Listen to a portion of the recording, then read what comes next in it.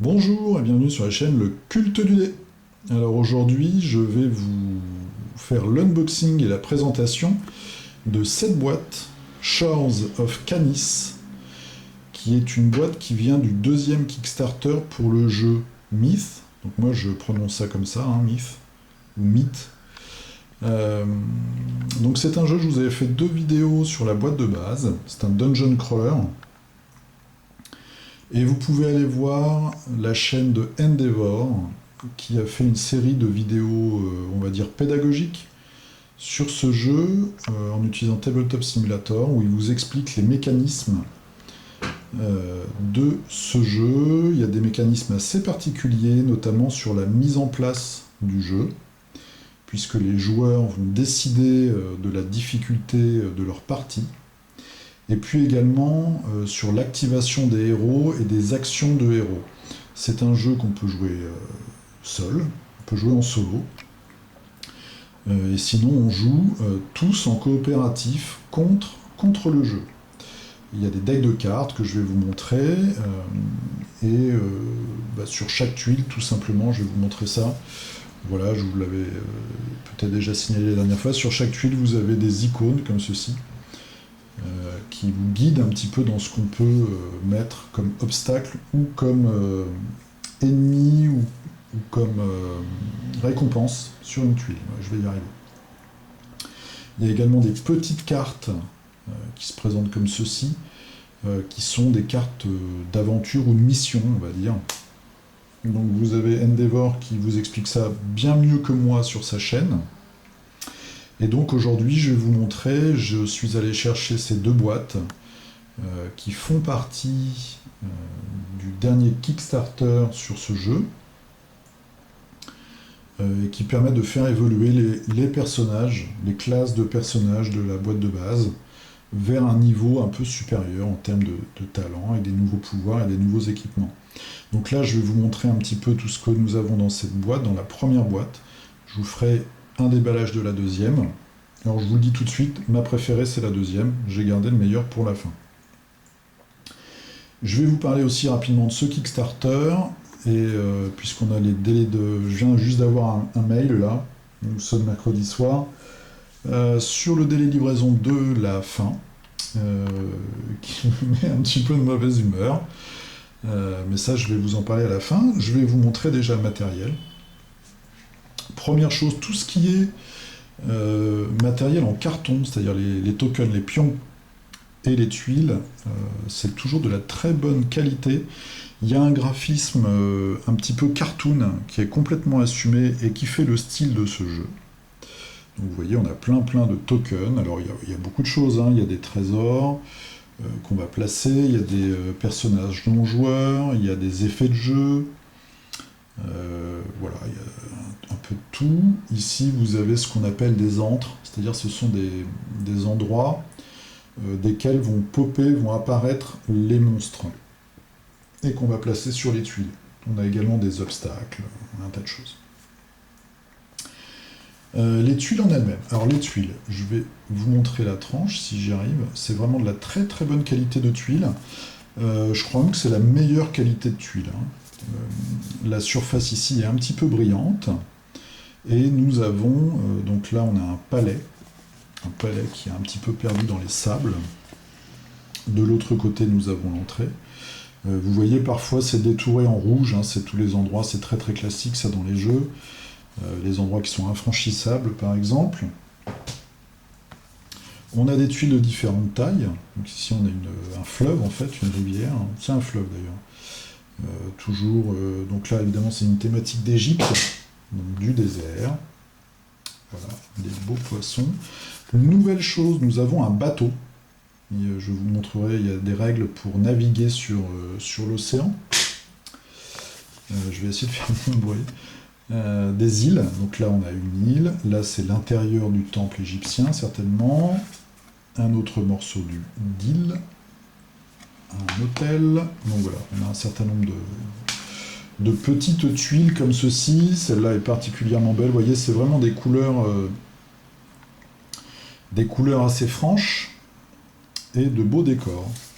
Les tuiles. Je n'ai pas le jeu Mice and Mystic, mais je dirais que c'est un petit peu dans cette famille de graphisme qui peut plaire à tout le monde, même aux enfants, et qui est, ma foi, très réussi. Là, vraiment, je leur tire mon chapeau. Nous avons un tout petit livret de règles donc qui va nous détailler le contenu de la boîte.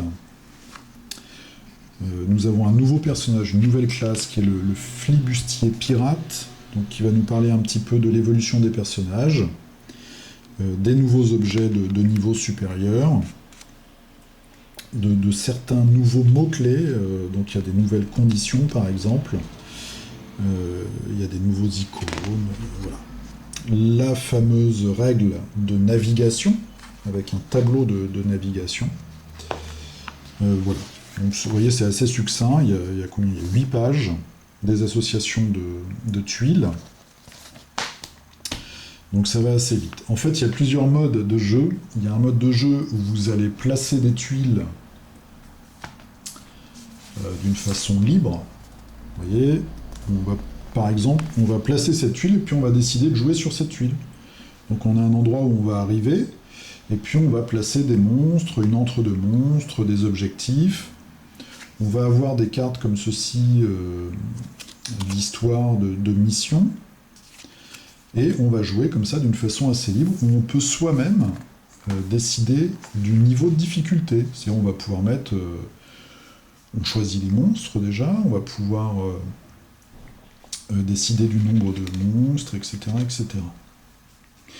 Et nouveauté de ce KS, donc ce qui fait que ce jeu est assez intimidant à appréhender, puisque le travail n'est pas mâché en fait.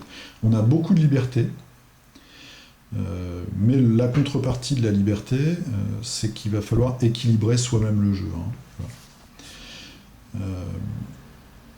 La nouveauté, ce sont les modules. Donc je ne sais pas si je pense que le jeu a quand même bien marché. Alors je ne sais pas s'il a bien marché en dehors du Kickstarter, parce que les frais de port, notamment pour cette entreprise qui est américaine, sont extrêmement élevés. Donc je ne sais pas si ça a bien marché ensuite. En tout cas, dans ce deuxième Kickstarter, ils ont décidé de faire des modules qui sont des livrets de scénarios comme ça. Donc là, on en a un dans la boîte, on en a un dans chaque boîte. Il y en a un ou deux ou trois, je ne sais plus, en stretch goal avec le KS. Et puis après, ils ont fait des boîtes avec à chaque fois un module.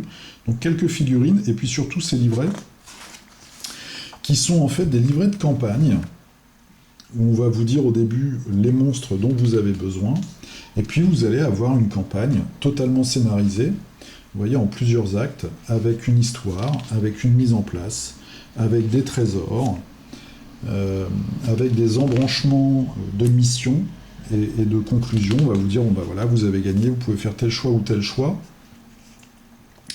et ça va nous renvoyer vers une mission suivante, etc., etc., avec à chaque fois des aventures. Vous voyez, même les illustrations sont tout à fait dans le côté un peu cartoon.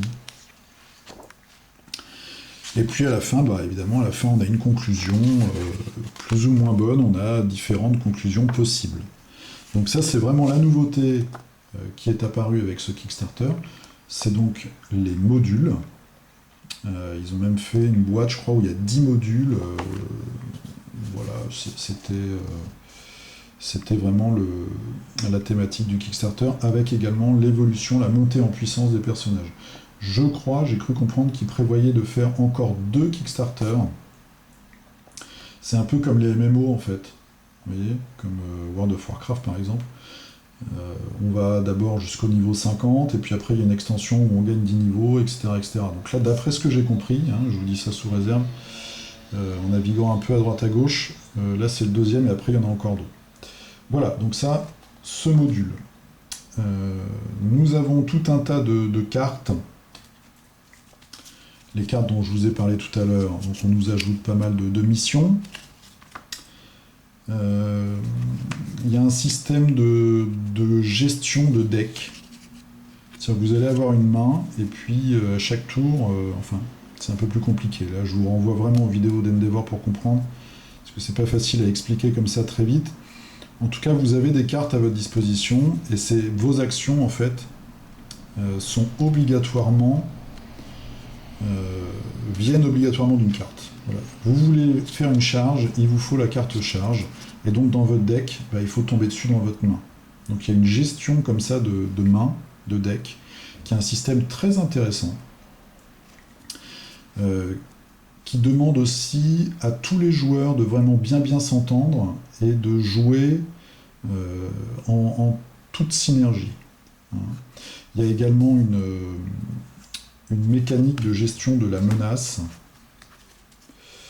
Et ça vient avec... Alors, d'une part, nous avons les cartes des nouveaux ennemis. Je vais vous montrer quand même les illustrations, parce qu'après vous aurez les figurines, mais elles sont évidemment non peintes. Voilà, donc là on a une thématique égyptienne et anthropomorphe. J'espère que je ne dis pas de bêtises. Voilà. Puis un côté un peu... c'est un peu des najas. Et donc on a un deck comme ça, The Darkness. Donc on a des points de darkness qui vont monter suivant les actions des héros. Et puis quand on arrive à un certain seuil, eh bien les cartes s'activent. Et là il va se passer des choses. Donc les héros vont avoir un malus, des monstres vont apparaître, les monstres vont s'activer, vous voyez, etc., etc. Donc tout ça, nous avons des nouvelles cartes Darkness pour gérer ces nouveaux ennemis. Il y a un système aussi de vendeurs à la fin de chaque partie. Quand on a gagné une tuile, quand on a réussi à résoudre entre guillemets une tuile, il y a un vendeur qui apparaît en général. Donc on a des nouvelles cartes vendeurs. Nouvelle carte, donc pour cette nouvelle classe de personnage, le flibustier qui peut devenir pirate. Donc on a tout son deck, plusieurs niveaux. Donc là, le niveau de cette extension, c'est les petites pastilles ici bleues. Quand on a un héros de base, il a des actions, parce qu'il y a un côté deck building, avec des petites flammes blanches. Et déjà dans la boîte de base, quand on évolue, certaines de nos cartes flammes blanches sont échangées contre des cartes flammes vertes. Voilà. Et donc une des conditions pour monter de niveau, c'est d'avoir un certain nombre de ces cartes flammes vertes dans son deck. Et puis également d'avoir des personnages qui ont gagné des titres. Les titres, c'est des choses qu'on va remporter en réussissant des missions. Nous avons tout un tas... non, je vais finir d'abord avec les classes de personnages. Quand les personnages évoluent, ils peuvent, entre guillemets, changer de classe. Et donc nous avons les cartes pour ces nouvelles classes. Donc par exemple, je vais prendre celui-là. Quand le soldat évolue, il peut devenir un warrior. Et je pense que chaque classe doit avoir deux choix, d'après ce que je me souviens. Et le deuxième choix, il doit être tout simplement dans cette deuxième boîte. Là, on a le côté lumineux, et dans la deuxième boîte, je pense que c'est le côté ténèbres. Arrive évidemment, puisque c'est un jeu où on va se stuff tout un tas d'équipements, donc ça c'est l'équipement de base de la nouvelle classe. Et puis après, on a des catégories d'objets, c'est vraiment comme dans un MMO. On a des objets verts. Donc on a des beaux graphismes, hein. Ça vraiment pour les graphismes, moi je trouve qu'ils sont très réussis. Et que la direction artistique est très cohérente. Voilà, c'est ce qui fait aussi, je crois, beaucoup de succès du jeu. En plus d'avoir des mécaniques assez novatrices, mais le problème de ces mécaniques, c'est qu'elles sont un petit peu complexes quand même. Enfin, elles sont intimidantes. Voilà, elles sont intimidantes. Et le fait d'avoir de la liberté comme ça, on n'est pas forcément habitué. Et donc il y a un petit travail, au moins pour un joueur dans le groupe, à bien comprendre et à bien maîtriser les mécaniques du jeu. Maintenant, je vais vous parler un petit peu des figurines.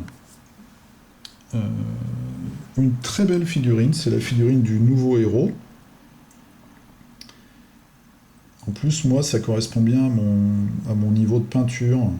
C'est pas des figurines qui sont trop fines. Il y a cependant beaucoup de détails. En plus, la pose est bien dynamique. Il a une rapière, ce que j'aime bien, moi. Le reproche que je leur ferais, c'est les socles. Vous voyez qu'ils ont des socles texturés, avec un énorme trou au milieu, cette infâme languette. Donc à chaque fois, moi, soit je les casse, en fait, pour enlever la languette, je coupe les pieds, ou alors je rajoute du milliput. Enfin, il y a du boulot pour avoir un socle qui tient à peu près la route. Mais très belle figurine. Après, nous avons une horde. Donc, vous voyez tout ça là, tout ce qui est au fond, de mini Anubis. Donc il y a deux sculptures différentes. Alors, qualité des figurines. Je suis assez mitigé. C'est-à-dire que le design est vraiment propre au jeu. Il est original. Et je trouve que le design est réussi. Dans la réalisation des figurines, il y a plusieurs choses, moi, qui me gênent. Donc, première chose, cette histoire de socle.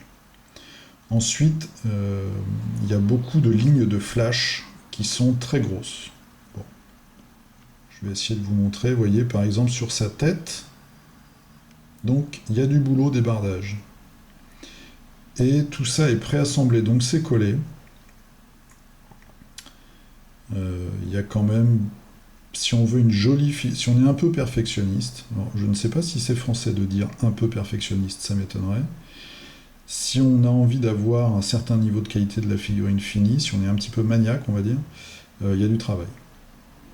Il y a du travail, et en plus parfois elles arrivent tordues, bon, ça c'est classique, mais ils utilisent un plastique qui est assez dur, et par exemple, donc sur les lieutenants, je crois, qui sont un peu au-dessus, il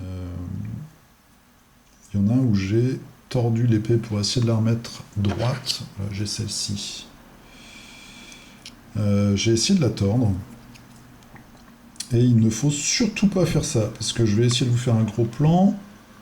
Voilà, vous voyez, le blanc là,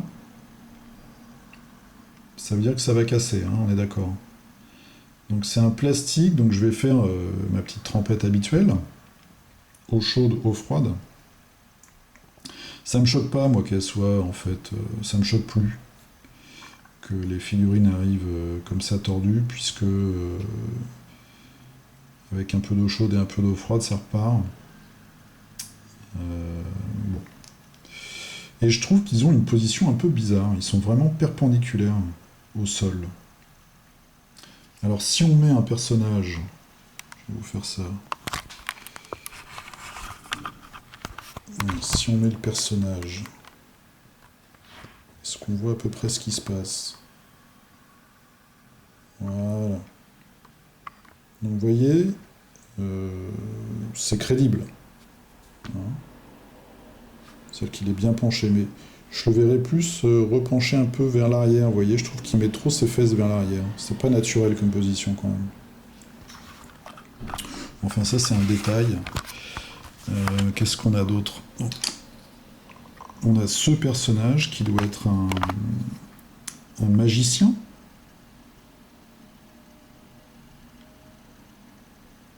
Bon après c'est assez original. Hein, Et puis comme je vous dis, moi ça va bien avec mon niveau de peinture.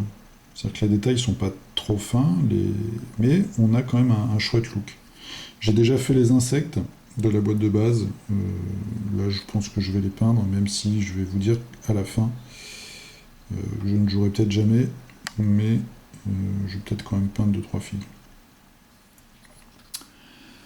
Et ensuite une sirène, une espèce de sirène comme ça, une femme poisson, avec une tête de guerrier. Et là, on va refaire la même chose. Elle est quand même très... elle va vers l'arrière, on est d'accord. Donc ce que j'ai fait, moi, je vous casse une figurine en direct. Voilà. Je vais la redresser comme ça. Donc je pense quand même, c'est un petit peu mieux. Bon, c'est des petits détails, hein, mais... Donc là, je sais pas si on voit, c'est important quand même la qualité du plastique. On voit que c'est blanc parce que ça force. Hein. Bon, donc tout ça, ça sera redressé. Et le Big Boss.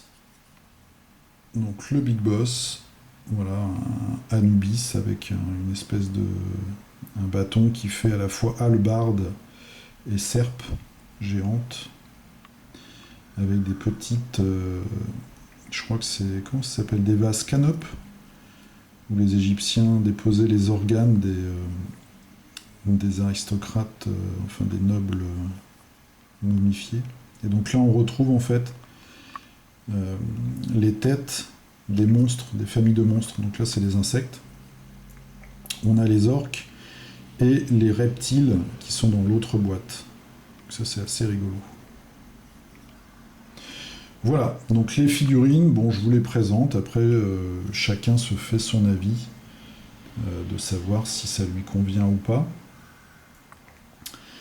Maintenant, je dois vous avouer, je vais vous dire une dernière chose. Ce Kickstarter était prévu en livraison pour le juin 2016. Donc nous sommes en décembre 2016, ce qui fait 5 mois de retard. Dans mon malheur, moi je n'ai, enfin dans mon, oui, on va dire, je n'ai pledgé, j'ai fait qu'un pledge de base, c'est-à-dire j'ai pris un pledge pour ces 2 boîtes, et j'ai acheté une figurine supplémentaire qui me plaisait bien, une petite figurine. Ils ont débloqué un nombre considérable de, comme d'habitude, de stretch goals, et ils ont vendu un nombre considérable d'add-ons. La troisième vague, parce qu'en première vague on a eu les règles, donc ça c'est arrivé en temps et en heure à peu près, je crois. Et donc là on a 5 mois de retard pour ces boîtes-là. Et je viens de recevoir un mail ce soir, enfin c'est un update du Kickstarter. La dernière vague, donc soit vous prenez le reste en 2 vagues, donc c'est avril, septembre, ou alors vous prenez tout en septembre. Donc moi je vais tout prendre en septembre, je pense pas qu'il faille payer en plus. Donc ce qui nous porte à 15 mois de retard pour tout ce qui est hors du matériel de base. C'est-à-dire qu'il y a des gens, ça pouvait monter très très haut, hein, parce qu'ils ont... bon, on a débloqué plein de bonus, entre guillemets, ça me fait toujours un petit peu rire. Bon, il y a plein de figurines en plus, il y a des modules en plus, etc. Donc ça, voilà. Ça, à la limite, vous vous dites, bah, c'est du plus, quoi, c'est du bonus. Donc on va pas non plus chipoter. Mais bon, 15 mois, ça fait un peu beaucoup quand même. C'est surtout, moi je pense aux gens qui ont acheté par exemple l'ensemble de modules à 130$, voilà, qui s'en sont tirés pour une masse, pour beaucoup beaucoup d'argent en fait, et qui sont quand même un peu floués entre guillemets. Voilà. Moi actuellement là, je commence à en avoir un peu marre des Kickstarter. Il y a des très belles choses. Conan par exemple, je leur reproche pas leur retard. Ils ont 1 an de retard, ça arrive. Moi-même, dans mon travail, il y a des projets où vous allez avoir, parfois c'est chez vous, parfois c'est une entreprise extérieure, parfois c'est un contretemps technique, etc. Les retards, il y en a partout, et franchement, ça arrive à tout le monde. Après, moi, ce que je trouve difficile, c'est quand la communication est inexistante, ou alors carrément mensongère. Je pense, alors j'accuse pas Monolith, mais je pense que ce qui leur fait le plus de tort, c'est pas le fait d'avoir 1 an de retard, c'est le fait qu'avec 1 an de retard, c'est-à-dire 2 ans de production quand même, hein, ça fait 2 ans que le Kickstarter est terminé, d'après si mes calculs sont pas trop mauvais, ils nous ont pas sorti de scénario avec la première vague. Les scénarios pour les stretch goals. Je pense que c'est ça qui leur porte, qui va faire que pour l'instant, il y a beaucoup de gens qui sont mécontents. Et en plus, je pense que dans la tête des gens, faire un scénario, c'est moins difficile que de faire une figurine. Même chose pour les règles, que les règles soient pas relues correctement par des gens qui ne connaissent pas le jeu, parce que je crois que c'est ça aussi, c'est peut-être que les règles ont été écrites et testées par des gens qui en fait faisaient tourner le jeu et y jouaient entre gens qui connaissaient le jeu. Il y a un truc, c'est quand on fait des documentations, il faut toujours faire le test du con. C'est-à-dire vous prenez la personne la plus conne autour de vous, et vous lui faites lire les règles ou la documentation que vous avez rédigée. Si elle ne comprend pas, c'est que vous l'avez mal rédigée. Donc moi, je veux bien faire le con pour Monolith s'ils veulent, parce qu'en plus, je suis très très nul en règles, ça vous le savez sûrement maintenant, si vous regardez mes vidéos. Je me propose, vous pouvez m'appeler, je suis très très bête. Ça, c'est un truc qu'il faut vraiment pas oublier, c'est ce qu'on leur reproche, je pense. Voilà, c'est d'avoir attendu 2 ans et d'avoir des choses qui sont pas prêtes. C'est pas le retard en tant que tel, c'est le fait d'arriver sur un produit. On se dit merde, les gars, quand même, ils ont eu 2 ans, et ils sont pas foutus de nous sortir 10 scénarios, quoi. Bon. Donc j'espère que les scénarios qui vont arriver dans la deuxième vague là, avec les extensions seront super chouettes et feront oublier tout ça. Et j'espère aussi que la mise en place de leur site internet et de la communauté sera bien gérée.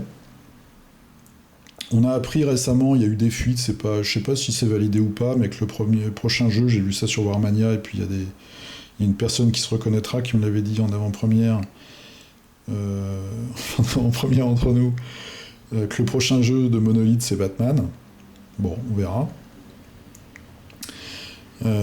Qu'est-ce qu'on a bientôt? Smog. Et puis, pour ceux qui connaissent Malifaux, ils vont sortir un Kickstarter la semaine prochaine qui s'appelle The Other Side et qui risque d'être une énorme tuerie. Mais je sais pas si on doit leur faire confiance encore. Je sais pas. Il y a un engouement là des sociétés pour Kickstarter et mine de rien, Cool Mini or Not, même s'ils ont parfois du retard, gèrent quand même très bien leur Kickstarter. Donc je pense que il n'est pas de très bonne loi de critiquer les autres entreprises ou de dire voilà les Américains patati patala. Ils font quand même du très très bon boulot. Ils font du très bon boulot tout court, moi je trouve.